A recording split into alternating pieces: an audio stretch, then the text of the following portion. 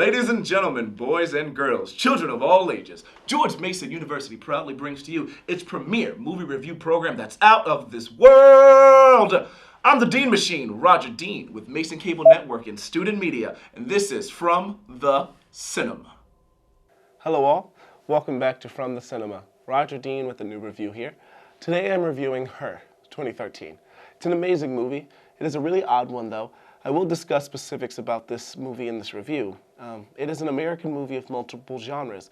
It is in the genre of the romantic, science fiction, comedy, drama. There are parts of this movie that stand out in each category. It is a very romantic film. Love is an emotion that no one understands. I know I don't, and you probably don't understand it either. This movie gives a new take on love and who can partake in it. The science fiction in this movie is clear. I wonder if the future will be anything like this. If computers sound like they do in this movie, who knows who might leave their house.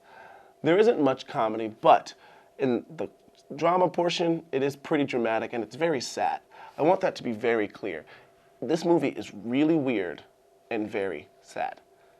This is one of those rare movies that is written, directed, and produced by the same person. Spike Jonze, who was born Adam Spiegel on October 22nd, 1969, is an American director, producer, screenwriter, and actor whose work include music videos, commercials, film, and television. His feature film directing career started with Being John Malkovich in 1999, an adaptation in 2002. Jonze started working with movie screenplays of his own with Where the Wild Things Are, 2009. I've never seen that movie. I hope it's good because this one definitely was an enjoyable experience to watch. So the story of the film follows Theodore Twombly, played by Joaquin Phoenix.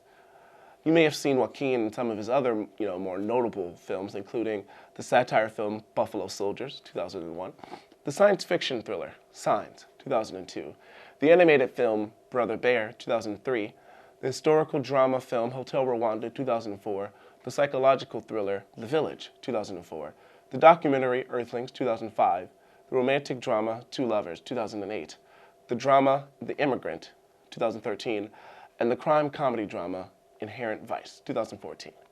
This movie is set in futuristic Los Angeles. Theodore is a depressed man who is going through a lot. He is having a relationship issue, many actually, with his childhood sweetheart, Catherine. In order to recover from this loneliness, he develops a relationship with Samantha, Scarlett Johansson, an intelligent computer operating system personified through a female voice. You see, this movie is emotional because the relationship he makes is with his AI. She named herself. Isn't that really great? It's like the brain. The brain is the only organ that named itself. Just think about that. To be honest, it's not hard to fall in love with someone who sounds like Scarlett Johansson. Theodore is fascinated by her ability to learn and grow psychologically. You may know ScarJo from A Love Song for Bobby Long, 2004, Woody Allen's Match Point, 2005, The Island, 2005, The Black Dahlia, 2006, The Prestige, 2006, The Other Boleyn Girl, 2008, Vicky Cristina Barcelona, 2008, and He's Just Not That Into You, 2009. Then there's my personal favorite. She has portrayed the Marvel Comics character Black Widow Natasha Romanoff in the Marvel Cinematic Universe, appearing in Iron Man 2, 2010, The Avengers, 2012, Captain America the Winter Soldier, 2014, and in Avengers Age of Ultron, 2015. She will reprise the role in Captain America Civil War, coming out this year. The film also stars Amy Adams, who plays Amy as well in the film. You may have seen her as Brenda Strong in Steven Spielberg's Frank Abagnale biopic, Catch Me If You Can, 2002, and in 2013 for portraying Lois Lane in the Superman movie Man of Steel. Amy's character has one of my favorite lines in the film. I think anybody who falls in love is a freak. It's a crazy thing to do. It's kind of like a form of socially acceptable insanity. Rooney Mara, who portrays Catherine, is also in the movie. In 2011, she portrayed Elizabeth Salander, the title character in David Fincher's The Girl with the Dragon Tattoo, based on Stieg Larsson's Millennium book series. Another one in this film is Olivia Wilde, who is the blind date character.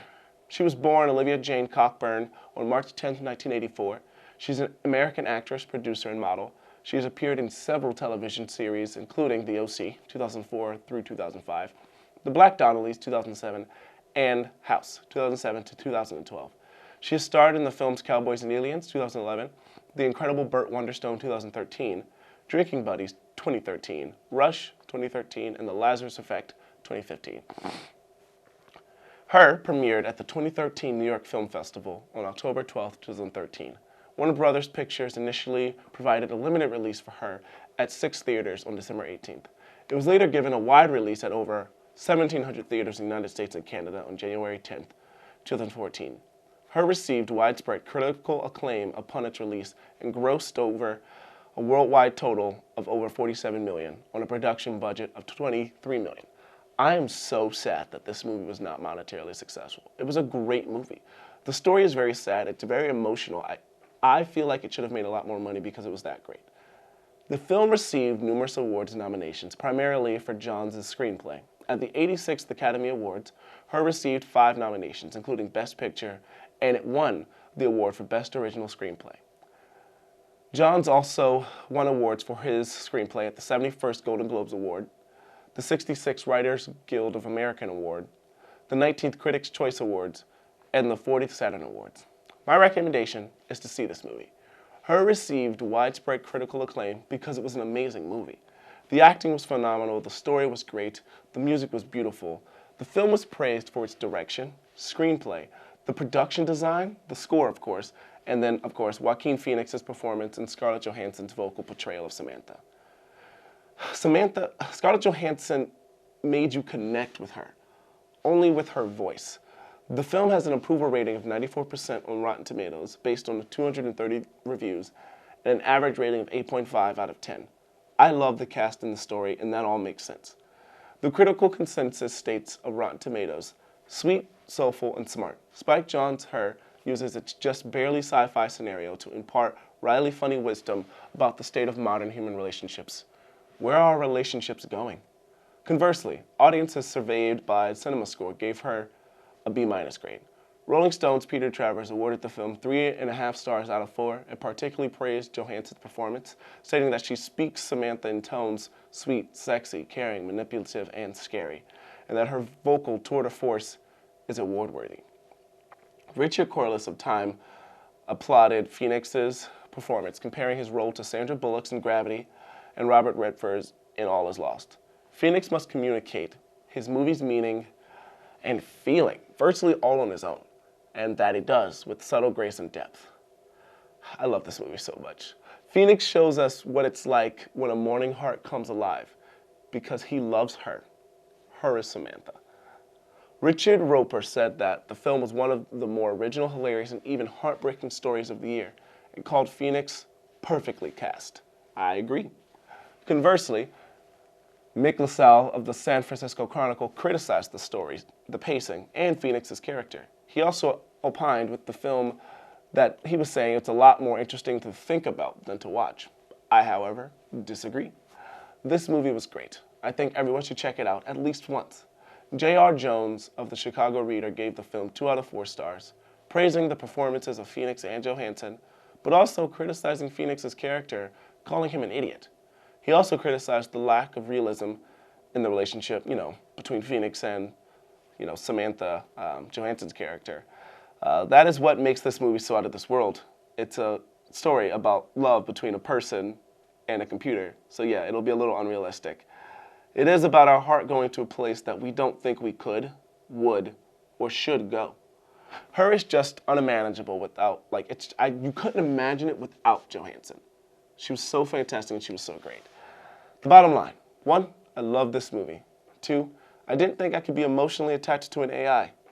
3, neither did Joaquin. 4, let me know if you watch it. 5, thanks to Vernon Miles for the recommendation. 6, it should have made a lot more money than it did. But sad. Oh well, can't win them all. And then 7, Chris Pratt is in this film. This is probably before you started guarding the galaxy. Well, until next time, that's that. That's the lowdown on my rundown of Her, 2013. And now, like I always say, I thank you all for sticking around to the end of the video. And as stated before, I won't give it a rating here, but I already have on my blog, which you can check out at rogersrundown.blogspot.com. If you have any questions, comments, concerns, feedback, or emotional outbursts, feel free to reach out to me personally on my Twitter at DeanMachine2016 or on my blog, which is again rogersrundown.blogspot.com. That is all. Thank you, and until next time, do good things and make good choices.